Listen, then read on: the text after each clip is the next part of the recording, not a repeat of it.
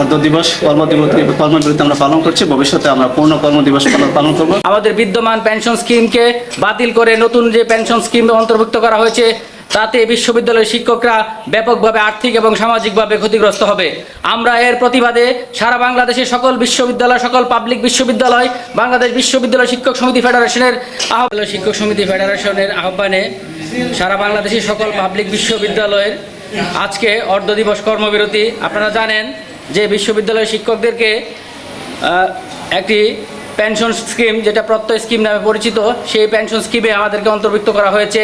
আমাদের বিদ্যমান পেনশন স্কিমকে বাতিল করে নতুন যে পেনশন স্কিম অন্তর্ভুক্ত করা হয়েছে তাতে বিশ্ববিদ্যালয়ের শিক্ষকরা ব্যাপকভাবে আর্থিক এবং সামাজিকভাবে ক্ষতিগ্রস্ত হবে। আমরা এর প্রতিবাদে সারা বাংলাদেশের সকল বিশ্ববিদ্যালয়, সকল পাবলিক বিশ্ববিদ্যালয়, বাংলাদেশ বিশ্ববিদ্যালয় শিক্ষক সমিতি ফেডারেশনের আহ্বানে আজকে অর্ধ দিবস কর্মসূচি পালন করছি। আমরা আমাদের পরবর্তীতে আরও কঠোর কর্মসূচি পালিত হবে। আমাদের কঠোর কর্মসূচির মধ্যে আমাদের একেবারে কমপ্লিট শাটডাউনের মতো কর্মসূচিও পালিত হবে।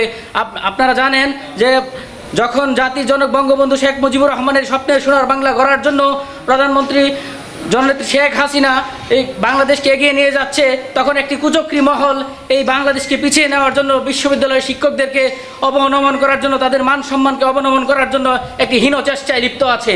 এই হীন চেষ্টার বিরুদ্ধে এবং আমাদের এই স্বতন্ত্র বেতন কাঠামো অন্তর্ভুক্ত করার বিরুদ্ধে আমরা আজকে সোচ্চার। আমাদেরকে যা করার আমরা তাই করব। আমাদের সকল শিক্ষকরা মিলে, সকল পাবলিক বিশ্ববিদ্যালয়ের সকল শিক্ষকরা মিলে, সকল শিক্ষক সমিতি মিলে আমাদের এই কর্মবিরতি, আজকে অর্ধ দিবস কর্মবিরতি চলছে। পরবর্তীতে আমাদের পূর্ণ দিবস কর্মবিরতি এবং আমরা কমপ্লিট শাটডাউনের মতো কর্মসূচি ঘোষণা করব ইনশাআল্লাহ। এরপর ডক্টর আব্দুল্লাহ আল মামুন, আজকে আমরা এখানে সমবেত হয়েছি। আপনারা জানেন যে অর্ধ দিবস কর্মবিরতি পালনের উদ্দেশ্যে আমরা ক্লাস বর্জন করে এখানে সমবেত হয়েছি বাংলাদেশ পাবলিক বিশ্ববিদ্যালয় ফেডারেশনের আহ্বানে এবং তাদের সাথে সমন্বিত কর্মসূচির আওতায় প্রত্যেকটি পাবলিক বিশ্ববিদ্যালয় আজকে অর্ধ দিবস কর্মবিরতি পালন করছে। আপনারা জানেন এই কর্মসূচিগুলো একটি বিষয়কে কেন্দ্র করে, একটি বিষয়কে নিয়ে একটি অস্থিরতা তৈরি হয়েছিল। প্রত্যয় স্কিমের নামে যে পেনশন স্কিমটি পাবলিক বিশ্ববিদ্যালয়ের শিক্ষকদের ওপর জোরপূর্বক অন্যায় অযাচিতভাবে চাপিয়ে দেওয়া হয়েছে, তার প্রতিবাদে আমরা শিক্ষকরা একীভূত হয়ে তার প্রত্যাহারের জন্য সদস্য সরকারের কাছে আমরা আহ্বান জানাচ্ছি। আপনারা জানেন যে জাতির পিতা বঙ্গবন্ধু শেখ মুজিবুর রহমানের সুযোগ্য কন্যা জননেত্রী শেখ হাসিনা মাননীয় প্রধানমন্ত্রী, যেসব ব্যক্তি বাংলাদেশের ব্যক্তিবর্গ বা অর্গানাইজেশন পেনশন স্কিমের আওতায় বাইরে ছিল, বেসরকারি প্রতিষ্ঠান বা অন্যান্য প্রতিষ্ঠান বা স্বনিয়োজিত ব্যক্তিবর্গ, তাদেরকে একটা নির্দিষ্ট সময় পরে 60 বা 65 বছরের পরে তারা যেন তাদের পরবর্তী জীবনটি সঠিকভাবে পালন করতে পারে, একটি পেনশন স্কিমের আওতায় নিয়ে আসার জন্য এই সর্বজনীন পেনশন স্কিমটির উদ্যোগ করেছে বিশ্ববিদ্যালয়ের শিক্ষক সমাজ সহ আমরা সবাই এটাকে সাধুবাদ জানিয়েছিলাম। বাট অত্যন্ত দুর্ভাগ্যজনক যে একটি মহলের চক্রান্তে এখানে রাতের আধারে পাবলিক বিশ্ববিদ্যালয়ের শিক্ষকদেরকে ঢুকিয়ে দেওয়া হয়। আমরা জানি যে একটি জাতিকে সমূলে বিনষ্ট করার জন্য বা পরিকল্পিতভাবে একটি জাতিকে ধ্বংস করে দেওয়ার জন্য সবচেয়ে প্রধান অস্ত্র হলো তার শিক্ষা ব্যবস্থাকে নষ্ট করে দেওয়া। আমরা গত কয়েক বছরে বা গত দশকে আমরা যেটা দেখতে পাচ্ছি যে আসলে আমাদের বাংলাদেশের শিক্ষা ব্যবস্থা থেকে ধ্বংস করে দেওয়ার জন্য একটি জাতীয় এবং আন্তর্জাতিক চক্রান্ত চলছে। যেসব মহল এই চক্রান্ত করছে এবং যারা আমরা এই চক্রান্তের শিকার হচ্ছি, আমরা জোরালোভাবে জানাতে চাই যে একটি বিশ্ববিদ্যালয়ে যদি সঠিকভাবে না চলে, একটি বিশ্ববিদ্যালয়ে সবচেয়ে মেধাবী ছাত্ররা বিশ্ববিদ্যালয়ের শিক্ষক হয় আপনারা জানেন, এবং তাদের সবচেয়ে বেশি বাংলাদেশের সার্ভিসের মধ্যে, সরকারি সার্ভিসের মধ্যে সবচেয়ে বেশি কম সুযোগ সুবিধা পায় বিশ্ববিদ্যালয়ের শিক্ষকরা। তারপরও একটি নোবেল প্রফেশন হিসেবে, একটি জাতি গড়ার কারিগর হিসেবে বিশ্ববিদ্যালয়ের শিক্ষকরা তাদের প্রাপ্য মর্যাদা সম্মান না পাওয়া সত্ত্বেও আমরা আমাদের কাজটি সঠিকভাবে করে যাচ্ছি। যার কারণে দেখা যায় যে এই বিশ্ববিদ্যালয়ের শিক্ষা ব্যবস্থার মধ্যে থেকেই অনেক দুর্বলতার মধ্যে থেকেও আমরা কিন্তু আমাদের সঠিকভাবে শিক্ষাদানের মাধ্যমে আমরা কিন্তু মানুষ গড়ার কারিগর তৈরি করছি। যার কারণে আমাদের দেশের গ্র্যাজুয়েট বাংলাদেশ সহ আন্তর্জাতিক বিশ্বে আমাদের মান মর্যাদাকে উন্নত করছে বা আমাদের সার্বিক উন্নতি আমাদের চোখে পড়ছে। এই অবস্থায় আমাদের যদি আপনারা জানেন এই বছর দুয়েক আগে এই বিশ্ববিদ্যালয়ে বাংলাদেশ ইউনিভার্সিটি গ্র্যান্টস কমিশন ওনারা একটি সমন্বিত নীতিমালা করেছেন যে সর্বোচ্চ 10% মেধার ভিত্তিতে সে ছাত্ররা বিশ্ববিদ্যালয়ের শিক্ষক হিসাবে নিয়োগ পাবে।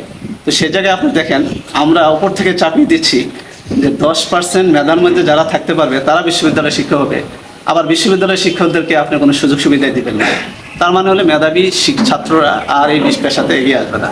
মেধাবী ছাত্ররা যদি এগিয়ে না আসে তাহলে একটা জাতির ভাগ্যে কী করতে পারে আপনারা জানেন।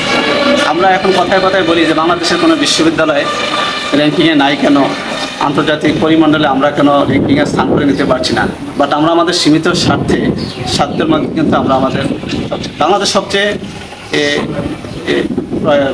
দেশগুলোর মধ্যে সবচেয়ে উদীয়মান দেশগুলোর মধ্যে বাংলাদেশ কিন্তু অর্থনৈতিকভাবে বেশ আগানো।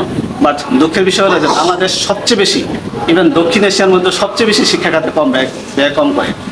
তো সেই জায়গাতে আমি বলবো যে বাংলাদেশ গভর্নমেন্টকে, সরকারকে বলবো যে এই শিক্ষা খাতে আপনার সুযোগ সুবিধা না কমিয়ে বরং শিক্ষকদেরকে কীভাবে আরও উন্নত মর্যাদা দেওয়া যায়, তাদের জীবনযাত্রার মান কীভাবে উন্নত করা যায়, বিশেষ করে প্রাইমারি, মাধ্যমিক এবং টার্সিয়ারি বিশ্ববিদ্যালয় পরিমণ্ডলে কীভাবে শিক্ষকদের মান মর্যাদা বৃদ্ধি করা যায়।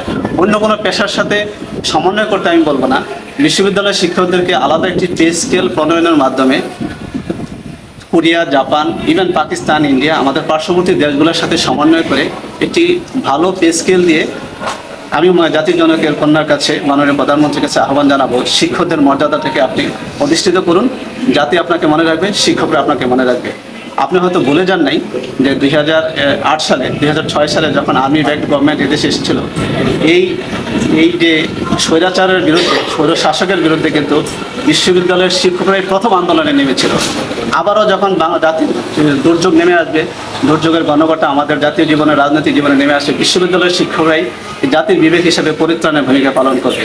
তা আমি সদাশয় সরকারকে আহ্বান জানাবো, বিশ্ববিদ্যালয়ের শিক্ষকদেরকে যে স্কিমে থাকার কথা না, আমরা যে বিদ্যমান যে পেনশন স্কিম ছিল, এই পেনশন স্কিমে আমাদের কোনো নেই, আমাদের কোনো আপত্তি নেই। সুতরাং এই বিশ্ববিদ্যালয়ের শিক্ষকদেরকে এই প্রথম স্কিমে ঢুকে বিশ্ববিদ্যালয়ের শিক্ষকদেরকে অবমাননা থেকে